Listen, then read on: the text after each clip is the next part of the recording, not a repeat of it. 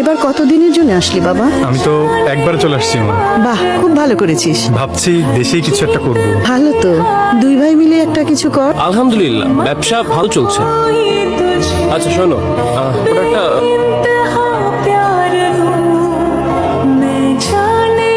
আসলে আমি দেশেই এখন কিছু একটা করতে চাচ্ছি, কিন্তু কি করব কোনো আইডিয়া পাচ্ছি না। কেন? আপনার ছোট ভাই তো ভালো করতেছে, আপনি তার সাথে যোগ দিয়ে ব্যবসাটা বড় করেন।